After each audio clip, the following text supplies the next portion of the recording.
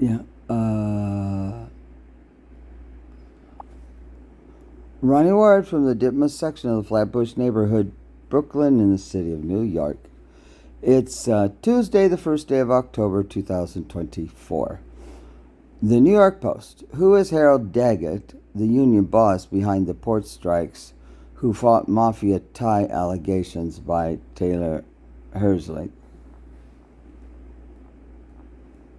1,000 dock workers are threatening to strike on October 1st. If this strike were to go forward and last a week or more, that's when American consumers and American businesses are going to feel the pinch. Whenever and however the dispute is resolved, it's likely to affect how freight moves in and out of the U.S. for the upcoming holiday season and years to come. One day is too long. The moment you close the door, things begin to back up. Some larger companies have been preparing for the worst. They're trying to stock up in the warehouses, but that's just designed to be a temporary measure. The International Longshoremen's Union is demanding higher wages and a total ban on the automation of cranes, gates, and container movements that load or unload freight. The unions are calling automation a cancer. But experts point to successful automated ports around the world that did not cut jobs, arguing America's ports are the least efficient. It's kind of like the unions are saying to the United States, how about we become the blockbuster of global trade while the rest of the world is Netflix? Imagine what happens if they agree to those terms. So it's inflationary over the long term, not just the short term that a strike could.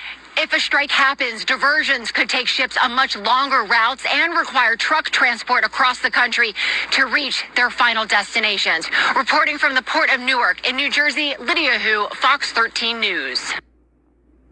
What? That makes no sense. From AR to AIPC to IT infrastructure and services, Lenovo is driving F1 to a faster future for all. Lenovo. Welcome to Beat the Stigma. 10 seconds on the clock. Players, which of these guests lives with depression? Go. Guest number 1 looks like he has a good job, so it can't be him. What? Guess number 2 is too young to be depressed. That's a stigma. God. Guest number 3 looks way too happy to have a mental health issue. Wow. No. It's all of them. People of all ages and backgrounds can have depression. You did not beat the stigma.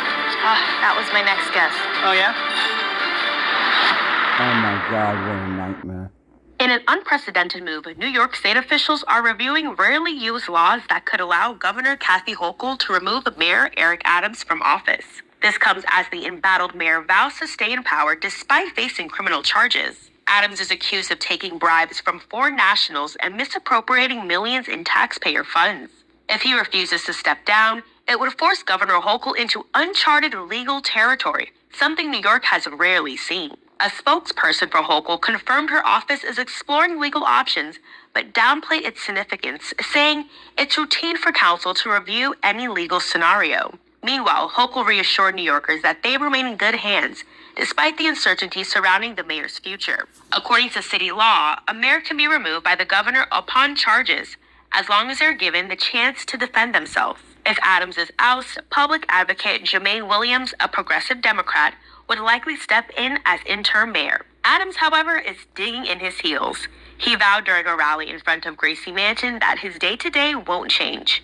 He cast the indictment as an overreach by federal prosecutors, though protesters outside the rally chanted, "Resign." For now, the political and legal battles are just beginning, and the fate of New York City's leadership hangs in the balance.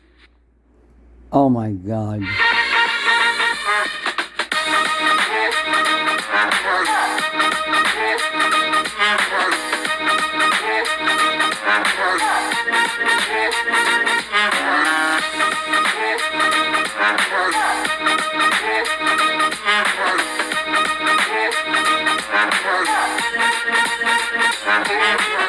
Oh God. Oh my God. Oh my God.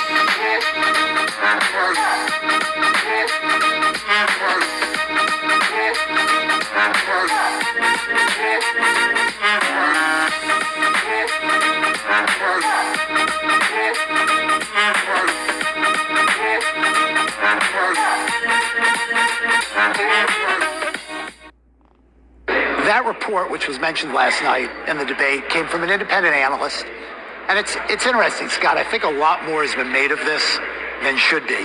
What the report did is it looked at a handful of policy issues that have been put out by both sides, and it tried to model their impact on GDP growth. Oh my God. The reason I say a bigger deal's been made of it is what it showed is the difference between the sets of policies that they put forward was about 0.2%.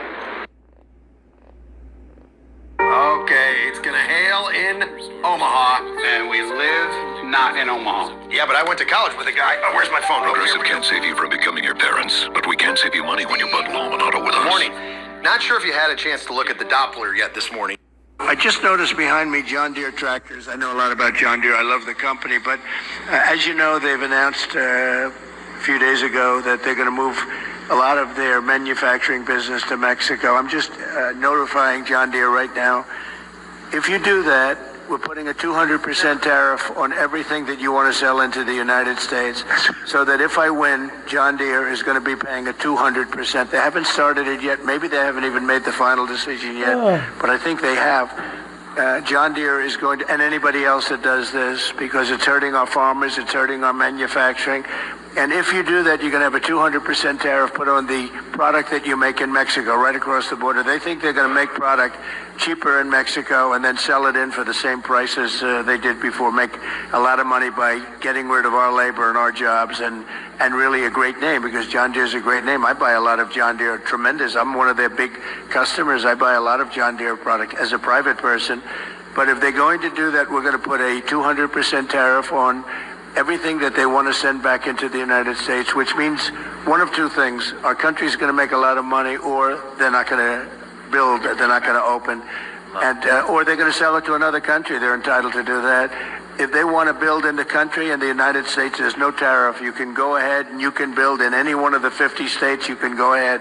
But if they don't want to do that, we're going to put a 200% tariff on John Deere. And you know what's going to happen? They're going to announce very shortly. If they think I'm going to win, or if I do win, they're going to announce that they're not going to build in Mexico. Mexico's taken a tremendous amount of our business. Lawmakers want to know if criminal charges should be filed following the worst listeria outbreak in more than a decade.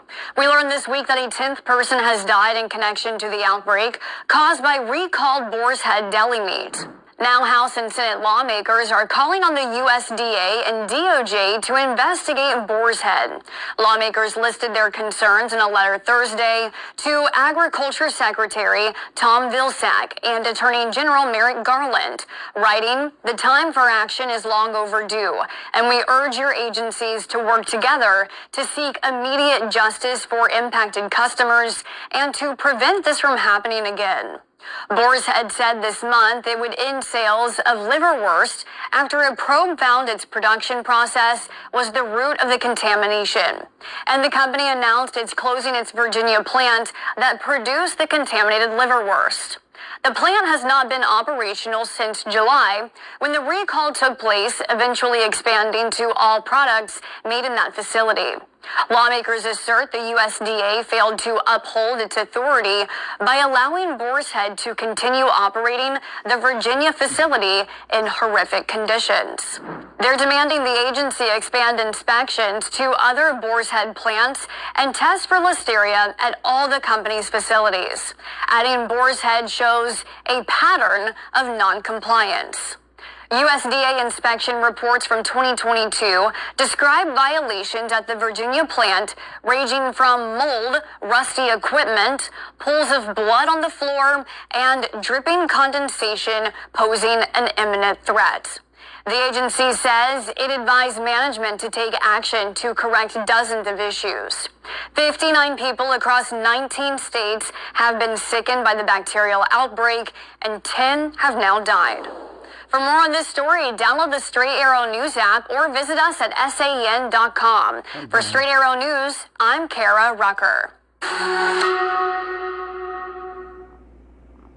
Backlash for Elon Musk after he weighed in on the second assassination attempt on former President Donald Trump. The Tesla CEO and occasionally richest man in the world tweeted on his platform, "No one is even trying to assassinate Biden-Kamala." He since deleted that dangerous tweet, but not before it had been viewed nearly 35 million times with 151,000 likes. The most liked comments to that tweet were all critical of Musk's post.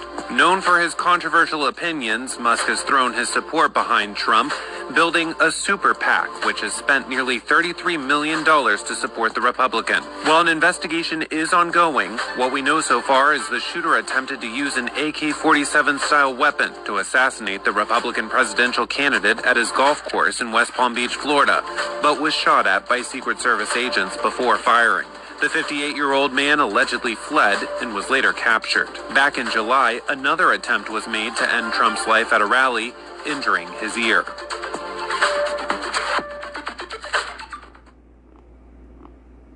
I asked them, I'm like, did I almost die? She was like, yes. When I cook French fries, I put the grease on the stove and put them in the oil. Sat down and fell asleep. It just goes whoosh. When I got to Grady, it was amazing. They put me at ease. They put my family at ease. The staff, the nurses were wonderful. I mean, I felt like they were my family. And I'm alive because of all of them. I asked them, I'm like, did I almost die? She was like, yes. When I cook French fries, I put the grease on the stove and put them in the oil. Sat down and fell asleep. It just goes whoosh. When I got to Grady, it was amazing. They put me at ease. They put my family at ease. The staff, the nurses were wonderful. I mean, I felt like they were my family. And I'm alive because of all of them.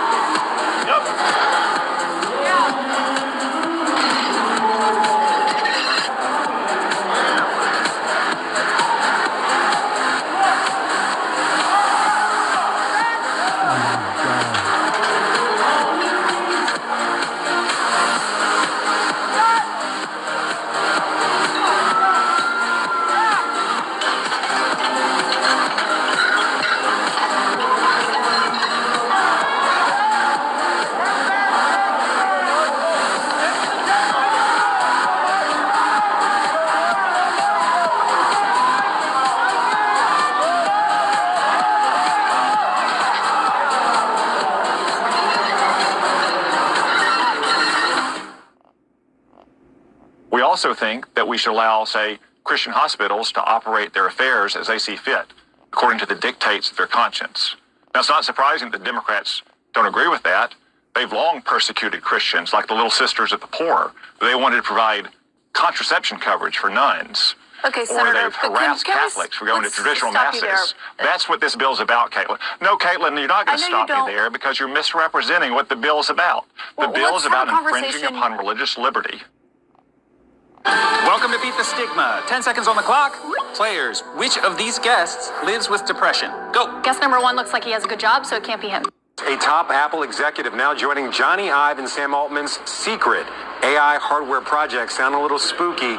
Steve Kobach is back for today's Tech Check. And Steve, just joking about the spooky part, but is this brain drain? Is it a little scary for Apple? Yeah, not spooky. Let's call it secretive and mysterious. How about that? Because getting all these reports, Frank, that OpenAI is working on some kind of nebulous hardware project. Now, previous reports already said Johnny Ive, that's of course the former chief Apple designer, has been involved from his company called Love From, and that's the company he started after he left Apple back in 2019. Now, Bloomberg reporting yesterday, Tang Tan is the departing Apple designer for iPhone and Apple Watches is now joining that same project. Of course, we have no idea what they're working on. It's not really going to be a phone or anything like that. We'll see what they come up with. But thematically, yes, it is interesting. You have the hottest company in Silicon Valley tapping Apple's legendary design team. And lots of changes and departures have been going on at Apple's design group since I've left back in 2019. Loveform was contracted by Apple, in fact, for some design work, but that's over now, and they're free free to work on Apple competitors.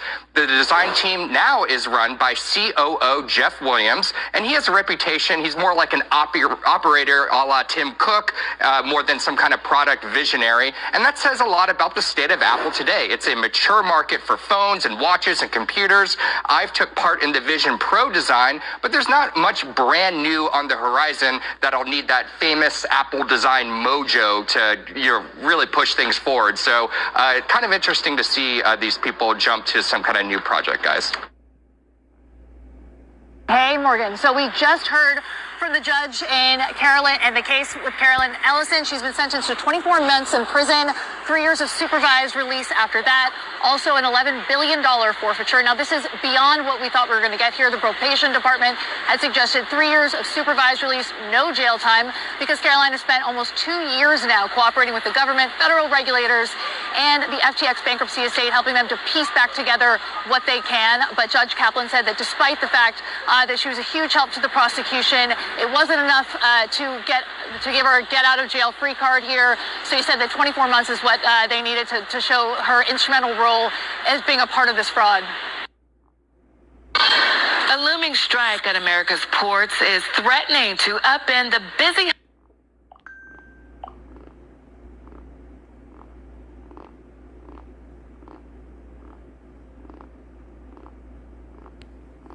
Mm-hmm.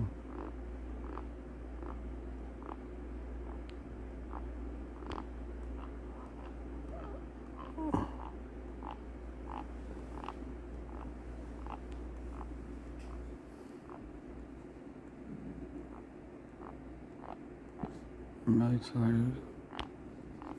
I'm exhausted right now. I really am.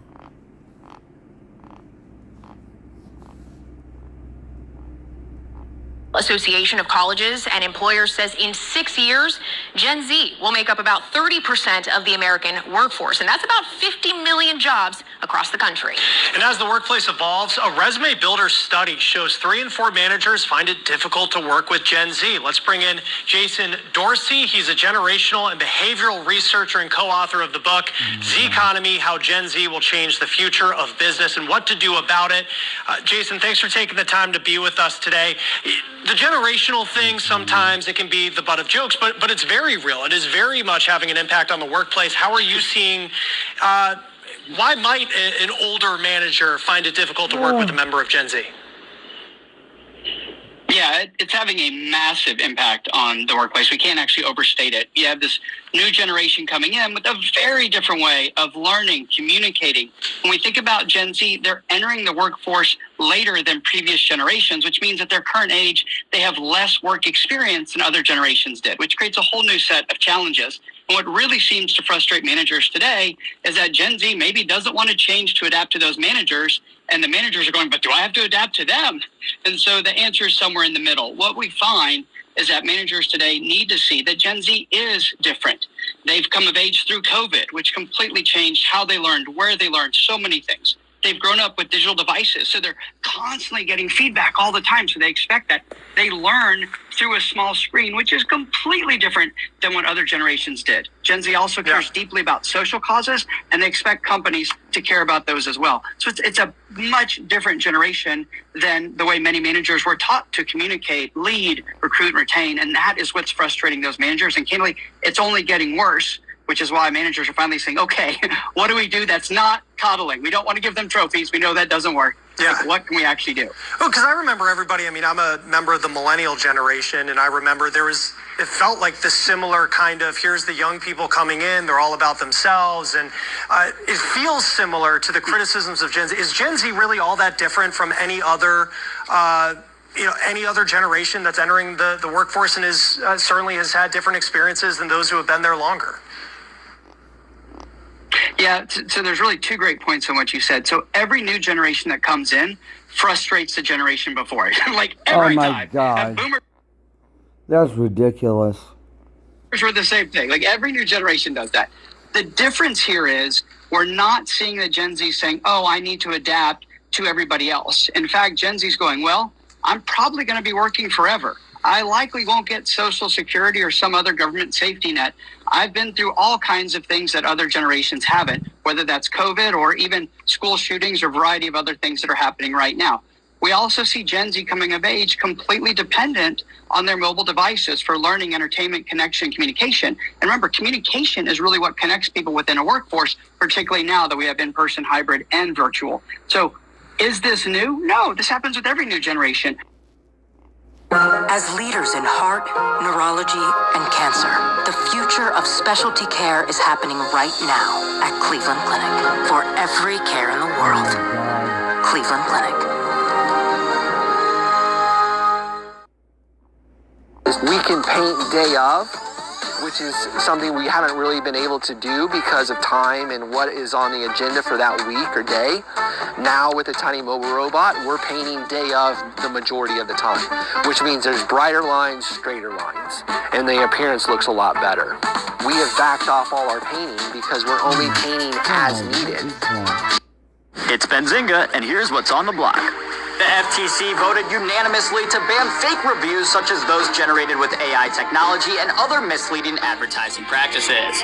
This includes banning marketers from paying for positive or negative reviews.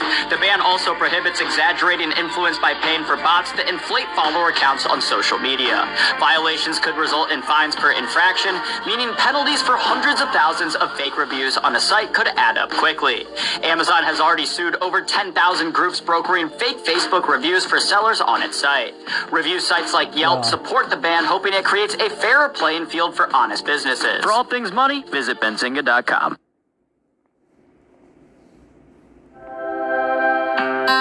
We spent our life savings on a run of 100 jackets and making a website.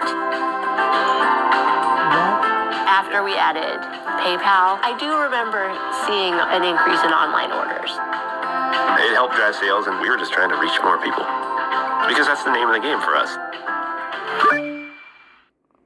Welcome to Beat the Stigma. Players, which of these guests lives with depression?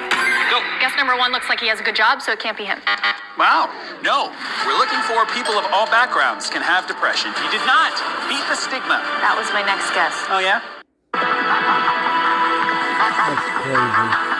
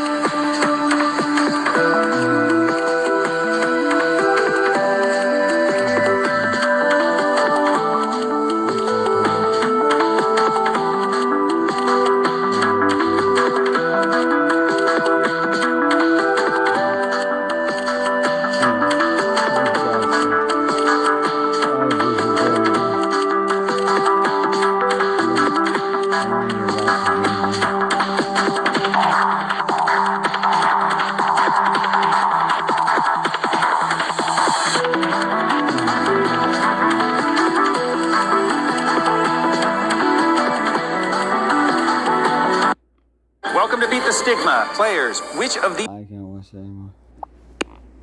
guests live